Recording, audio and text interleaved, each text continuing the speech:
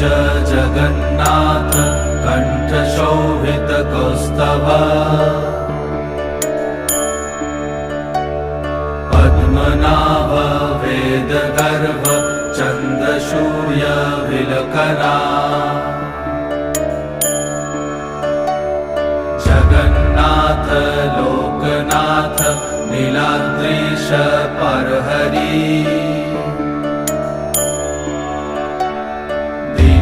दीनबन्धुर्दया Sindhu Kripalu जनरक्षका कम्बुपाणि Chakrapani Padmanabha नरत्तम्